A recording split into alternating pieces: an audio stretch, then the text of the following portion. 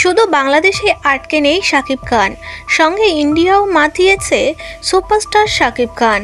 বেশ কিছুদিন আগেই প্রিমিয়ামে দেখা মিলেছে অভিনেতা শাকিব খানকে ইন্ডিয়াতে, যেখানে দরদের প্রিমিয়ামে পুরোপুরি হ্যান্ডসাম লেগেছে তাকে।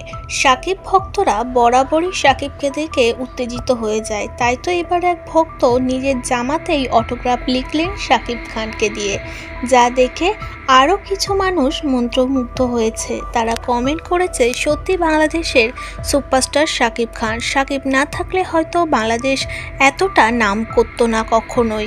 শাকিবকে দেখে আমাদের গর্বিত হওয়া উচিত। একের পর এক সুপারহিট মুভি উপহার দিয়ে যাচ্ছেন দর্শকদের শাকিব খান। সঙ্গে সেসব মুভিগুলো বাংলাদেশ ছাড়াও নানান দেশে রিলিজ করছে, যা সত্যি আগে কখনো দেখা যায়নি এতটা সাফল্য ইন্ডাস্ট্রিতে বাংলাদেশের। তাই তো শাকিব খানকে এবার বাংলাদেশ ছাড়াও নানা দেশে মুভি করার জন্য অফার দিচ্ছে প্রযোজক পরিচালকরা। তবে সেসব নিয়ে এখনও কোনো কথাই বলেনি শাকিব খান। এর আগে ইন্ডিয়াতে বহু ছবি করেছে শাকিব খান।